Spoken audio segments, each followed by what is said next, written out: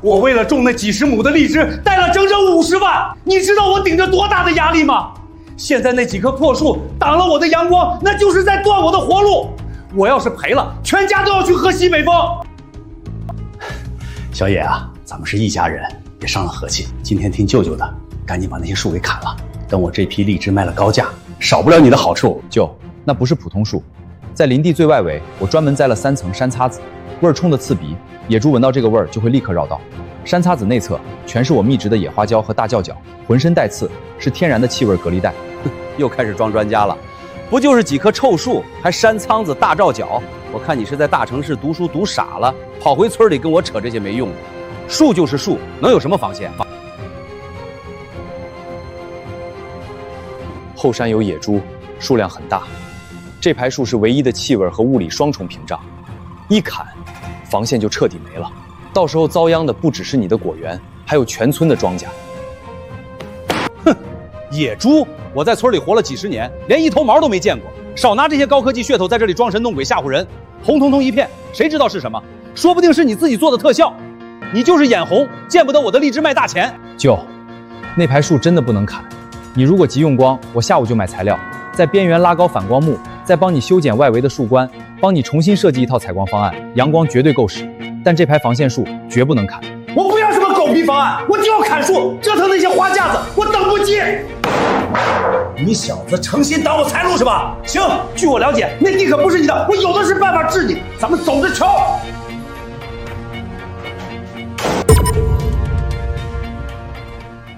乡亲们啊，你们评评理！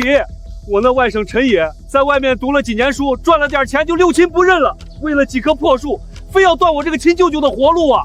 我那几十亩的荔枝马上就能卖上100万了，他就是嫉妒我，故意种些臭树熏我的果园啊！小野那孩子平时挺懂事的啊，不像这种不讲理的人啊。他懂事个屁！他不但不让砍树，还说山里有野猪群要下山，这不是咒咱们村的庄稼绝收吗？野猪？咱村都几十年没见过野猪了，这孩子真是张口就胡说，读书读傻了吧？那个小野啊，大伙儿今天都来了，你就种地贷款不容易，今天这事儿你得给个说法，不能挡了人家的财路啊。后山有没有野猪，需不需要防线，你们自己看实时监控。这还真有一大片红点啊，密密麻麻的，看着怪瘆人。大家别信这小子的鬼话，红红的谁知道是什么？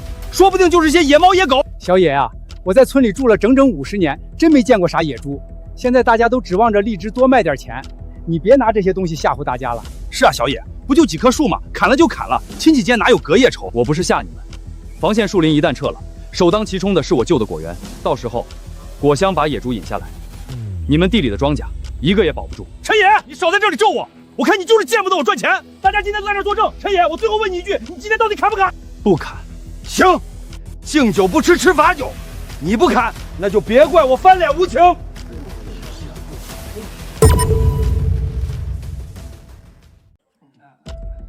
各位老少爷们儿，我老李做事一向最敞亮，只要那排树砍了，我那几十亩荔枝绝对爆产。到时候我直接拿出整整2成纯利来给大伙分红，谁今天帮过忙，谁以后出过力，我老李记在心里，一个子儿都不会少你们的。2成分红的确诱人，可是陈野那小子脾气硬得很，死活不松口，咱总不能冲过去强行硬砍吧？那可是犯法的呀。他不松口，哼，那片荒地又不是他陈野的，他不过是个租地种树的。我早就打听清楚了，那片地真正的主人是老根，他们的租约还有2年就到期了。老根，那个村里出了名见钱眼开的老家伙，局势可就变了。哈哈哈哈！没错，就是他，我自有办法让陈野乖乖给我让路。你们只要到时候站在我这边，多帮我撑撑场面，让村里其他人说闲话就成。有钱不赚是王八蛋。行，老李，我们哥几个全听你的。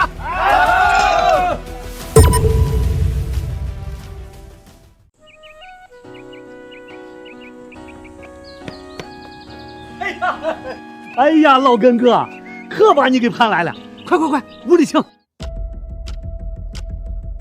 我说老李啊，你电话里急得像火烧屁股似的，到底啥急事啊？我地里还忙着呢。老根哥，咱俩几十年的交情了，我有话就直说了。后山那块破地，你租给陈野那小子种树，一年租金多少？1年3000。那块地皮薄石头多，种啥啥不长，也就是陈野那傻孩子愿意花冤枉钱折腾。这里是12000，整整翻了4倍。只要你点头，一签3年，这钱现在就是你的。你平白无故要那块荒地干啥？那上面可全是陈野种的防线树。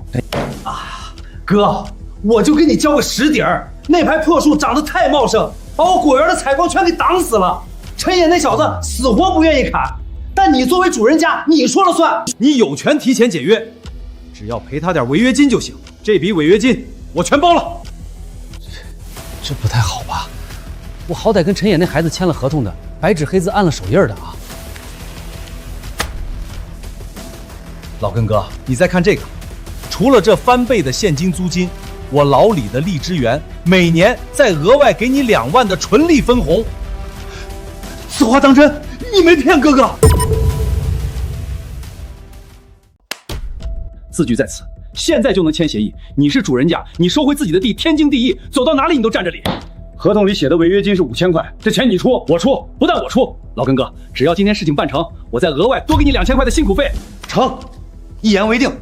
明天一大早我就去找陈野。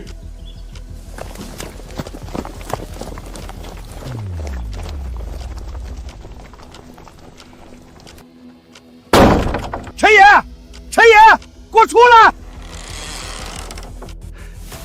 舅，大清早带这么多人堵我的门，你们这是什么意思？小野啊，这块地我现在打算收回来了。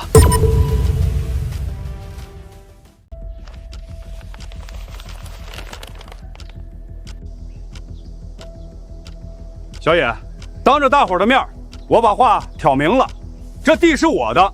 当初签合同的时候就写着，要是我有急用，可以提前收回。我现在就是要收回这块荒地。老根叔，合同白纸黑字写的清清楚楚，非正当理由单方面毁约，需要赔偿全额违约金5000元。你，小野，你这就太不近人情了吧？什么违约金不违约金的？老根叔急着用自己的地，你凭啥赖着不还？就是啊，小野，你在大城市赚了钱，不顾我们这些穷亲戚的死活了，你就说了，只要树一砍，荔枝丰产了，给我们按人头分红。你一句话不让砍，我们1年得少收入多少钱？你赔得起吗？给你5000块违约金，我1分不少你的。陈野，那荒地是我的，你同不同意都得把这字儿给签了。你要是硬霸着，今天大伙儿可不答应。小野，别把自己逼到绝境上。行，既然老根叔连违约金都拿出来了，大伙儿又把话说到了这个份上，我就不坚持了。但我有一个硬性条件，今天在场的要给我签一份免责协议。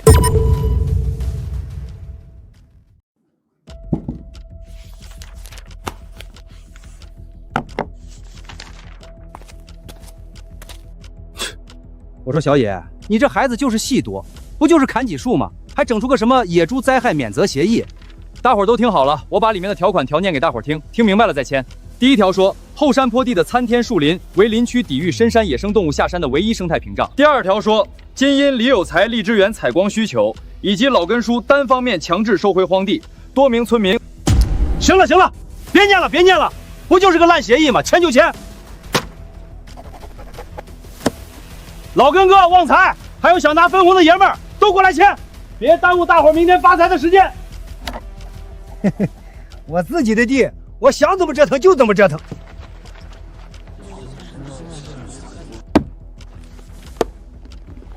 字签了，手印按了，钱也给你了。陈野，明天一早我的工程队就进场砍树，你可别再拦着了。放心，我不会再管了。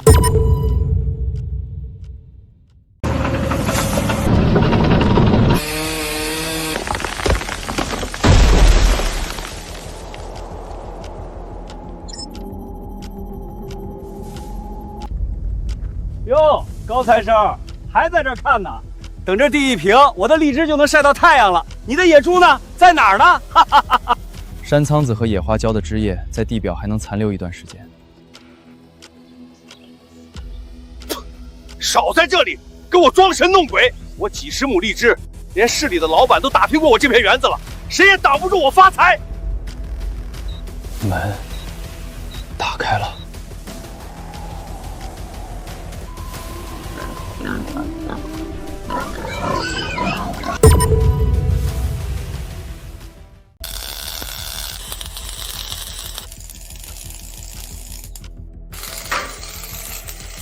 小陈老板，我干了10几年电焊，头一回见人给果园焊铁板围墙的。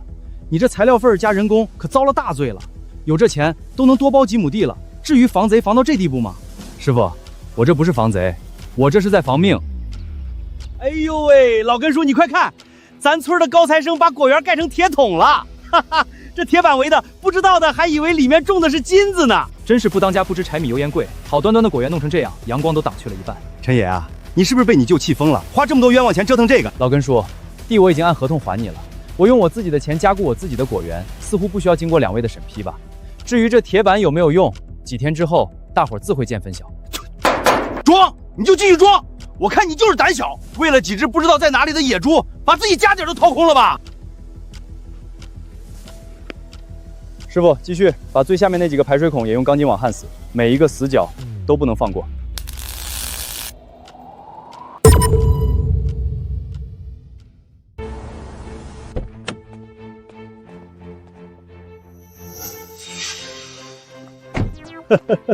哎呀，张总，一路上舟车劳顿，辛苦辛苦。您看，这就是我特意为您留出来的规模化荔枝园。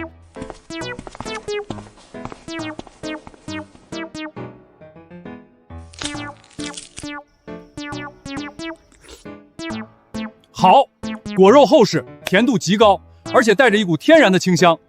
李老板，你这片园子的采光确实做到了极致，这批货的品相在全市都是数1数2的。张总好眼光。李老板是个爽快人，这片果园的成熟荔枝我全包了，总价150万，这是全包合同，定金10万，3天后我带车过来验货装车，结清尾款。但有一条，如果交货时品相不符或者数量不够，你要退还10万定金，还需双倍赔偿违约金。行，没问题，您放心吧。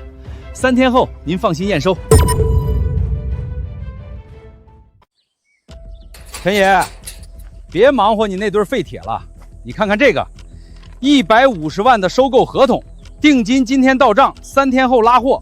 你就我这一把赌赢了。3天后才拉货，这3天里以防出意外，你还是好好加固自己的果园吧。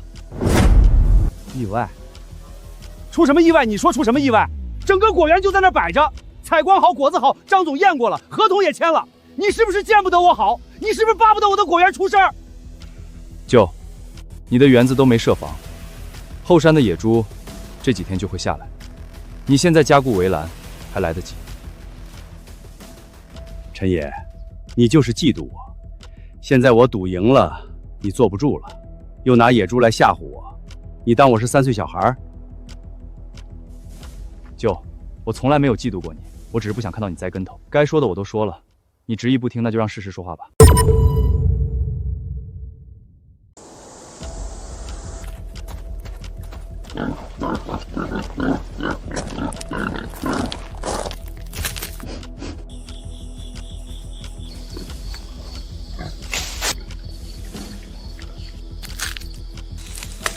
150万，这下可发财了！谁偷我荔枝？我当是什么呢？原来是3只小猪崽儿，还没我家狗大呢！赶紧滚回山里去！怎么了？什么事儿？有人偷荔枝吗？几只小野猪而已，被我手电一照，吓得屁滚尿流的跑了。牛，真牛！陈野那小子还说野猪多吓人，结果被您一照全吓跑了。才哥，您这胆子是这个？就是瞎紧张。明天我就多备几把铁锹，再敢来，我把他们都打得不敢下山。这下他们可不敢再来了。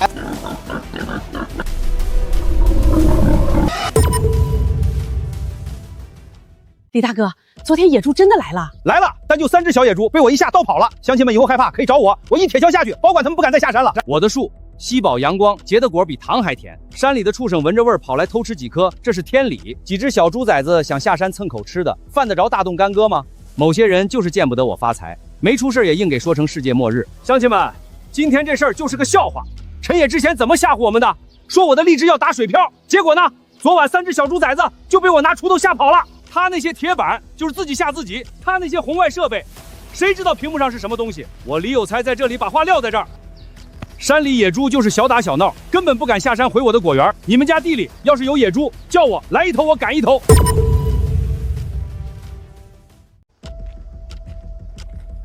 哟，这不是我们的高材生吗？怎么你也来听我讲赶走野猪的丰功伟绩啦？昨晚的3只野猪不是一般的野猪，他们是深山野猪群的先锋侦察兵。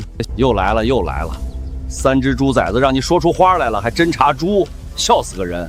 陈爷，你还有完没完了？先锋野猪下山只有一个目的。侦查果园有没有防御，确认人类有没有反击能力。这3只猪昨晚成功穿过你们的铁丝网，吃到了荔枝，全身而退。在野猪群的认知里，这片区域已经被标记为零防御、零威胁。他们已经带回了最重要的情报。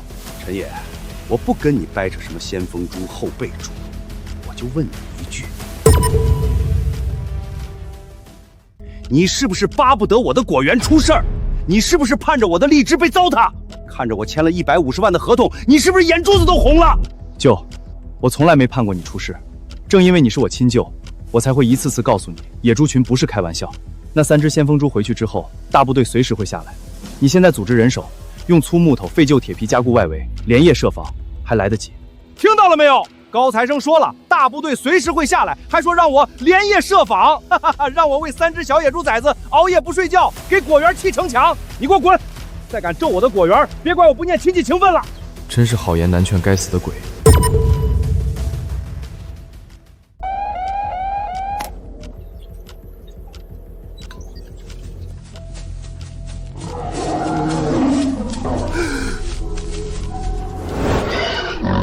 老天爷，这是野猪巢！我这辈子只在小时候听我爹说过一次，他说那年整片山的庄稼都被踏平了。小野，你救的果园完蛋了！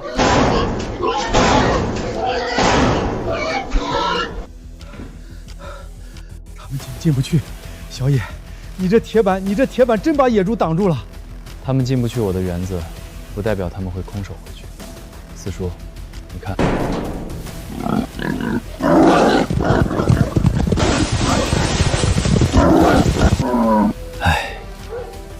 早跟他说了要做好防护，希望他能撑过这一关。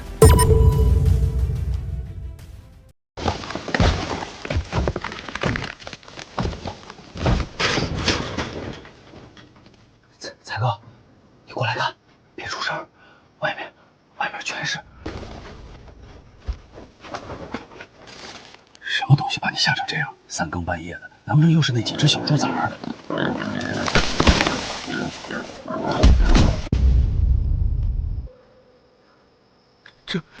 这是野猪群！才哥，快跑吧！这些野猪太大了，我们打不过的。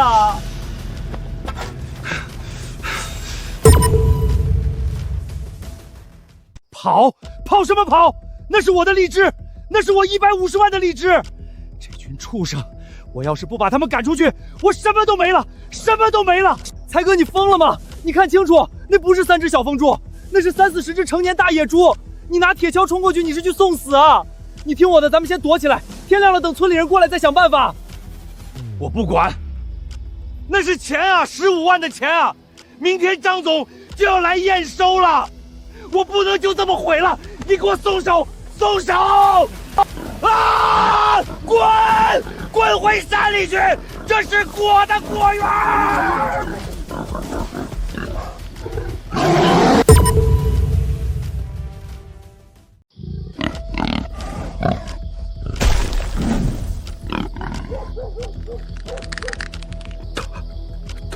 朝我冲过来了！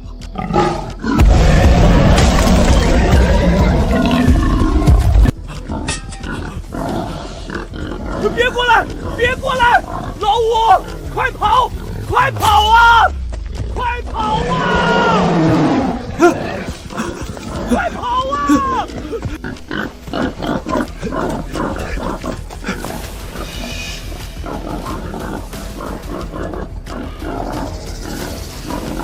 那棵树，才哥，上树，快上树！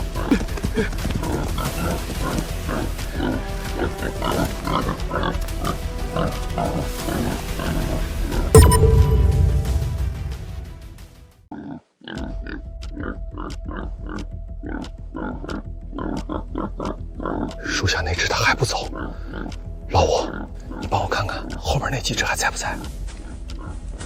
在，都在，一个都没走，全在啃你家的荔枝树。才哥，咱的果园彻底没了。完了，全完了！明天张总就要来验收了，50万的贷款还有违约金，完了！别松手！我求你别松手！天快亮了，天一亮就有人来救我们。再撑一会儿，再撑一会儿！我撑着。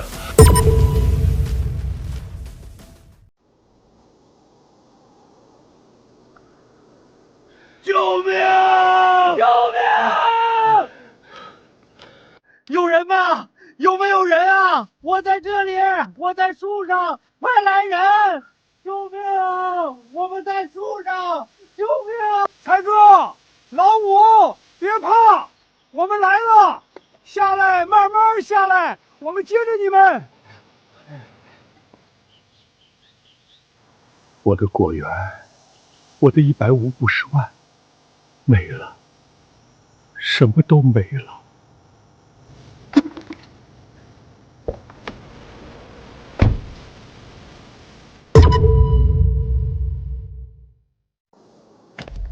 李有才，你给我解释解释这是怎么回事？我要的极品荔枝呢？我的货在哪儿？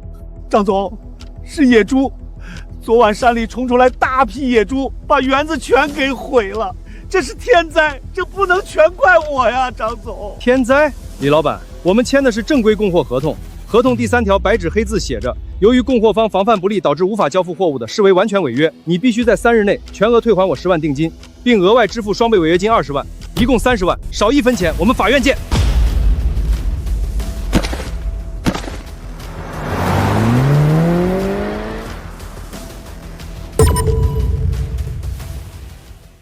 30万，建国，大老板不仅不要货，还要你赔30万，连带着我们入股的钱全部打了水漂。我把我儿子的结婚本钱都垫进去了，你今天不给大家个说法，大家真的没法过日子了。乡亲们，我的心比你们任何人都要疼啊！我顶着信用堂50万的贷款，我是大头啊！但大家冷静下来想一想，昨晚的事情，难道真的只是野生动物造成的意外吗？不是，这是人祸，是有人在背后活生生害了我们全村啊！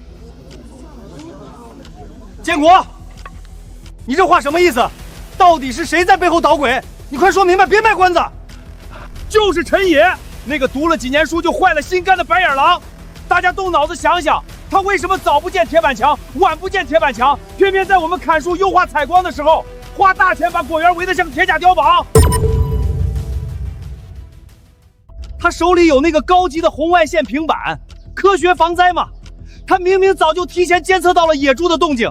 但他为了报复我这个舅舅，不让他种树，为了看全村人的笑话，他硬是咬着牙一个字都不提醒大伙儿。他看着大家血本无归，他好在旁边看戏。他要是肯把那台高科技平板借给我们提前设防，我们至于一点准备都没有吗？对啊，建国哥说的有道理。陈野家果园昨天连一根叶子都没掉，凭什么他完好无损？他这就是见死不救。他明明有科学设备，却自私自利，这笔损失他必须出来承担一部分责任。走，找陈野问个明白，找陈野问个明白，不能让他一个人看全村的笑话。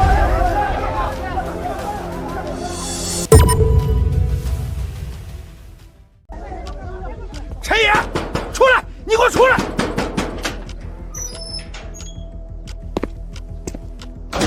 陈野，你总算出来了。今天大伙过来就是找你拿个公道的。昨晚大家损失惨重，建国哥还要赔大老板30万。你手里有红外线监测设备，却故意隐瞒不报，这事儿你必须给大家一个合理解释。让我解释，刘旺财，树是你们自己要砍的，地是老根树自愿毁约收回去的。我自费购买设备，加固我自己的果园，合法合规。你们自己轻敌裸奔种植，现在蒙受了损失，跑来怪我的设备太先进，这天下哪有这样的道理？小野啊，你读了那么多书，怎么思想这么自私呢？你明明买得起铁板，明明有那个能看到红外线的平板，你为什么不借给大伙儿用用？你要是借了，大伙儿也能提早防范起来啊！你这就是冷眼旁观，不顾我们的利益。没错，你家果园好好的，1分钱都没亏，大家却要背债。你今天必须拿出个态度来，帮大家把这笔违约金给分担了，否则你就是全村的罪人。大伙儿看看啊，这就是我的亲外甥。你明知道我贷了50万，你明知道这批荔枝是全村人的指望，你硬是眼睁睁看着我被困在树上，看着全村的心血化为乌有。陈爷，你的格局和良心呢？分担损损失，拿个态度出来！都给我安静！想要责任归属是吧？行。李建国还有刘旺财，你们是不是真的以为白纸黑字写下的东西可以像放屁一样随风抹掉？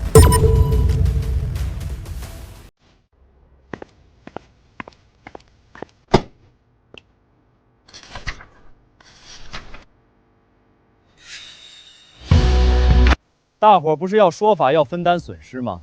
我今天就给你们最合法的说法。刘旺财，过来，把你那双盯着钱看的眼睛睁大，好好看看这上面写的是什么。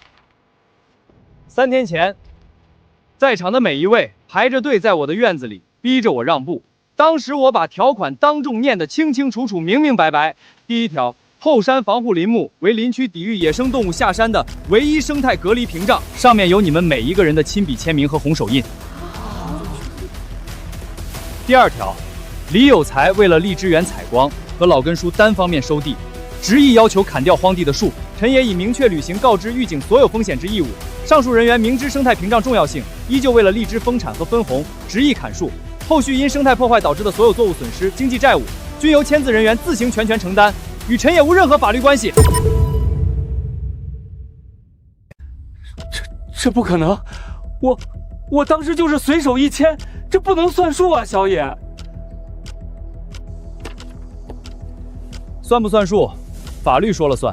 这份风险自担协议的原本和当时的现场录音，我早就在镇上的合法律师事务所做了公证存证。各位如果想走法律程序，我随时奉陪。不过在那之前，你还是先想想怎么依法凑齐那30万的商业违约金。李有才，你这个自私自利的骗子，从头到尾都是你执意砍树，拉着大家去逼陈野让步的，是你亲口发誓说绝对没有野猪，是你画大饼说砍了树我们能入股分红，我们才跟着你安了这该死的手印啊！赔钱，你必须全额赔偿我们的损失。陈野自始至终都在用平板电脑预警，他把红点都指给我们看了，是你睁着眼睛说瞎话，说是特效骗人，是你狂妄自大，害得大伙血本无归。还有你这个见钱眼开的老东西，要不是你贪图有才给的翻倍租金，单方面解约，那片生态屏障能被砍光？全村的庄稼防线都是被你亲手毁掉的。跟有才签协议拿好处的时候挺快，现在闯了大祸，你别想把自己摘干净。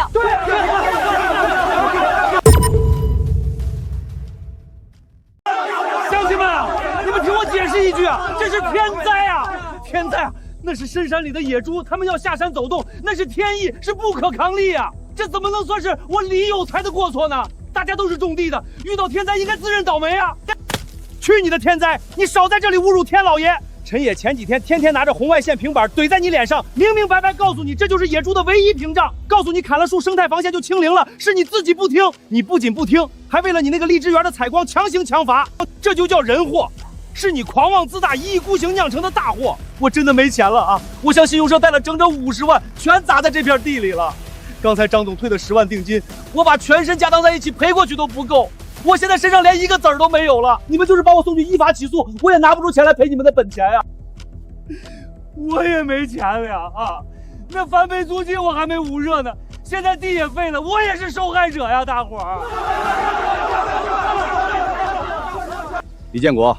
赖账在这里是没有用的，大家都是签了合作协议入股的。按照咱们村的集体规矩和商业契约，你作为牵头人和唯一责任人，必须公平公正地弥补村民的经济损失。方才老根儿都在场做个见证，今天咱们不吵不闹，不搞任何肢体冲突，按照合规程序，现在就去有才家里，在双方自愿协商的前提下，依法清点登记他名下的所有农具、车辆等合法财产，作为公平抵告村民损失的资产登记。有才，你有没有意见？我拿不出那么多。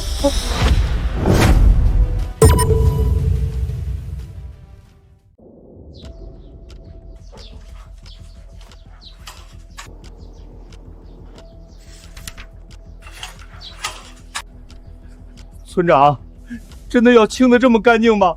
这3轮车是我开荒用的本钱啊！旺财、老根哥，大伙儿不能商量着留一条生路吗？现在是村长主持集体协商，你害得大家把结婚本钱、彩礼钱都赔进了地里。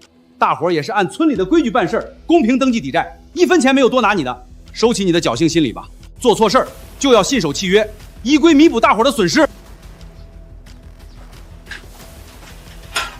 当初要分红的时候，一个个叫我有才哥，现在一出事儿，大伙儿就全成这样了。哼，我们那是信了你的瞎话。现在依法依规抖扣损失，天经地义。你还是多想想怎么还信用商下个月的贷款利息吧。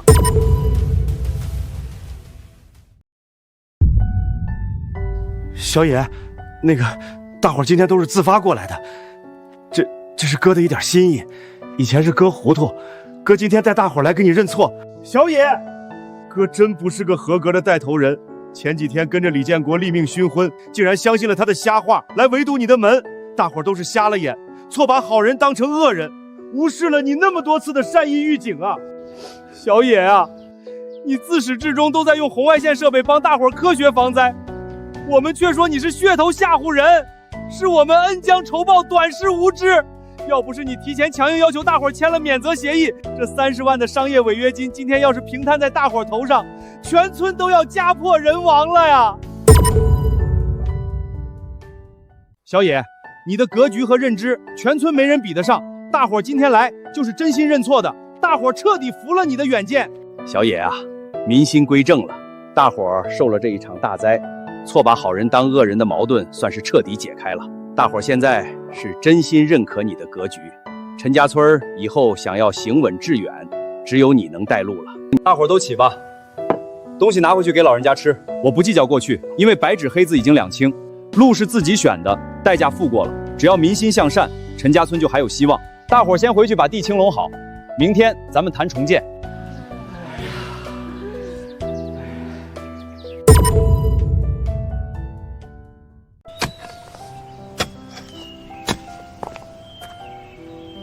小野啊，老头子我不是人啊！我活了70岁，临老了却被李有才给的翻倍租金迷了心窍，干出了贪利毁约、背信弃义的丑事儿啊！是我贪图那点私利，亲手毁了全村，导致大伙儿的唯一防野猪的生态屏障，我是咱村的罪人啊！小野，这块后山坡地，我自愿免费承让长期使用权给你，1分钱租金不要，我签30年，只要你点头带领大家重建。老头子，我拼了这条老命，天天守在这里，帮你重新把防护林给栽回去。我只求能弥补过错呀！小野，老根叔这几天心里愧疚，绝食了3天，一大清早天没亮就一个人来这里刨树坑弥补过错。他是真的知道自己贪小利毁大局的危害了。现在全村生态屏障垮了，大家都盼着你能出手答应重建，带大伙走正路啊！老根叔，合同和出让书我收下了。既然你真心想要弥补，明天开始就跟着村委会重新规划这片坡田的防线。谢谢你，陈爷。你买得起铁板，修得起防线，却存心看着我身败名裂，我不好过。你也别想安稳致富，受人拥戴。咱们走着瞧。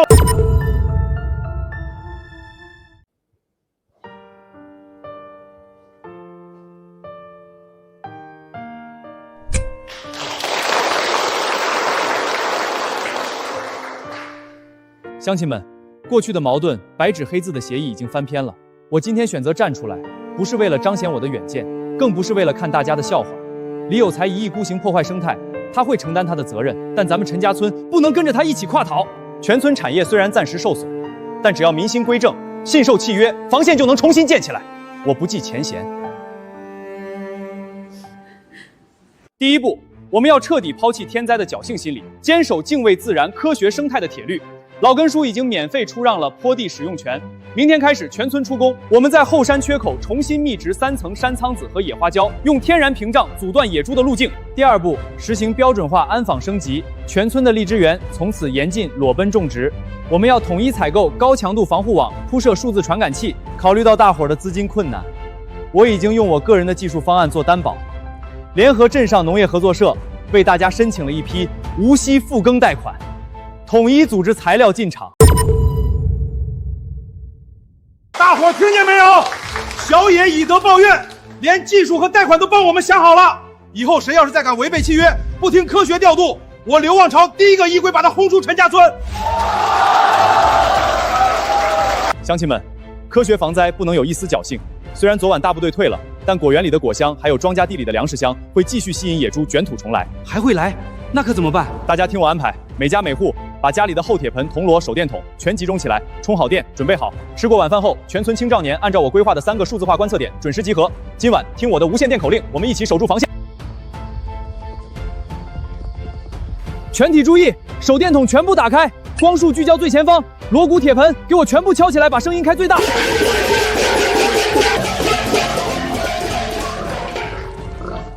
退了，真的退了！大伙不要停，继续敲，他们是在试探人类的底线。如果现在停下，他们还会觉得有机可乘。所有人听我指挥，保持节奏，连敲5轮，彻底击碎他们的试探心理。大伙做得很好，镇上种植成城。之前影响，咱们申请的第一批树苗已经到了，立马就可以开始种植。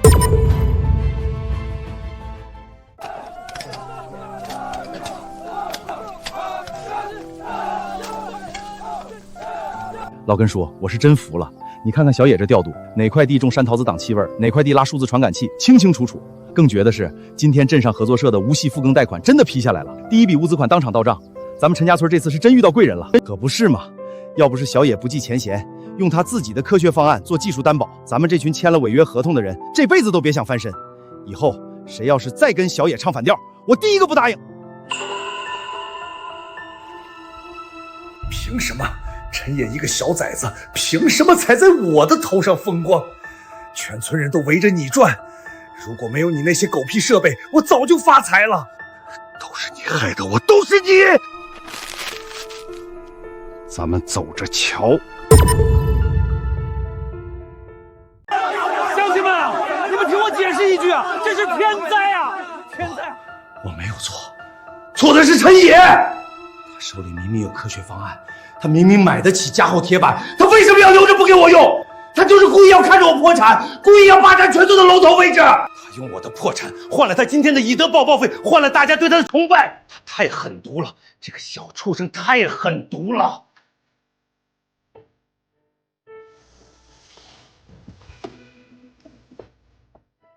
你想带大伙发财，你想当全村的救世主，做梦！我不好过，你也别想安稳致富。等明天天一亮，我要让你那整片钢铁果园变成一片死地，我要让你重蹈我的覆辙。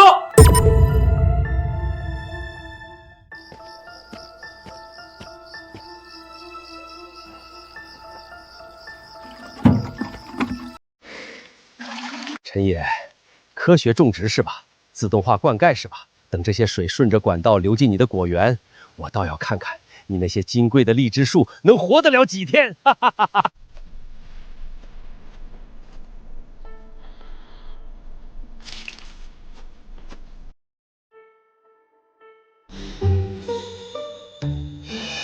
你有才这个畜生，他自己一意孤行，毁了防线，破了产，不反思自己，竟然变卖了财产，还记恨上你了。他这是蓄意破坏生产，这是投毒犯罪啊！小野，咱们果园可马上就要自动开启凌晨灌溉了，这水要是流进来，全村的重生希望就全砸了呀！果园安防，全域水源一键紧急切断。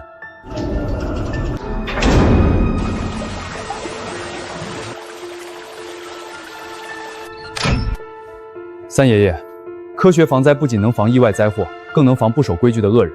他以为自己行动隐秘，却不知道违法必究。这完整的监控视频和现场录音，就是送他去接受法律严惩的铁证。我现在就依法向镇上的执法所正式报案，做错事儿就得有进去反省的觉悟。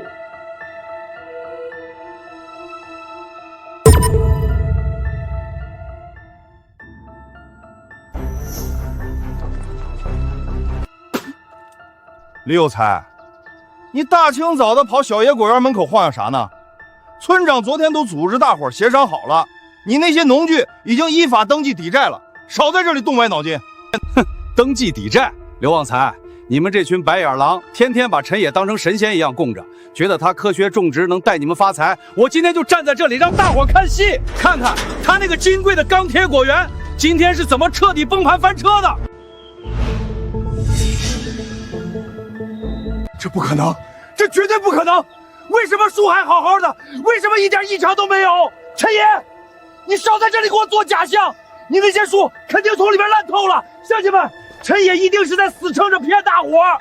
舅舅，大清早跑过来坐等看我的笑话，让你失望了。我的果树好不好，数据和事实说了算。不过你既这么关心我的灌溉水源，不如咱们让在场的乡亲们和大伙一起听听接下来的动静。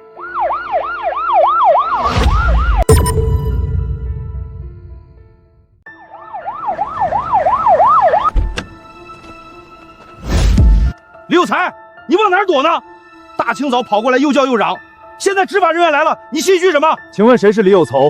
我们接到陈家村数字化农业示范园负责人的依法报案，有人涉嫌蓄意破坏他人农业生产，恶意投放有害物质，请配合我们接受调查。不是我，你们抓错人了。我今天就是身体不好，顺着后山散步路过这里，你们不能因为我路过就冤枉好人啊！陈爷，你这个没良心的，你竟敢叫人来抓你亲舅舅！你没有证据，你这是污蔑，是陷害！证据当然有。李有才，法律讲的是证据，不是谁嗓门大谁就有理。你自以为深夜上山行动隐秘，却不知道我的全域数字化防线早就升级了高清红外安防系统。你看看这是什么？李有才，你简直不是人！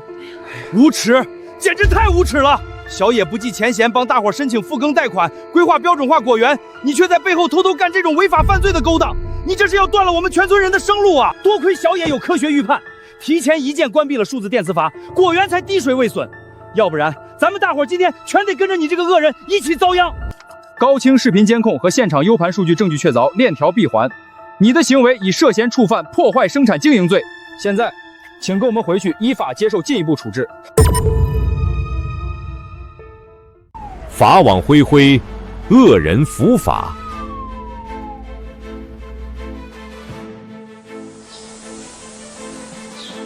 乡亲们，李有才蓄意破坏生产已经被依法严惩，这就是不守规矩以身试法的下场。大伙儿一定要吸取教训，绝对不能再搞天灾甩锅那套狡辩词，毁了林地屏障，引来危险，这是人祸。做人必须信守契约，敬畏自然，相信科学。听村长的，听小野的，坚守生态铁律，踏实勤劳致富。大伙儿慢点，把线拉直了。自从听了小野的话，复耕贷款一到，咱们全村标准化安防一上，这几个月家里地里安稳得很，连一根杂草都没被动过。跟着科学走，心里就是踏实。是啊，契约签了30年，我这块地能免费出让给大伙儿建防线，是我这辈子做过最清醒的决定。年底荔枝一下树，特色产业稳步发展，户户都能踏实致富喽！乡亲们，还有一个好消息，市里的收购商看了咱们的果苗和标准化防线，非常满意，已经跟咱们正式签了1年的合同，再也不用担心销路了。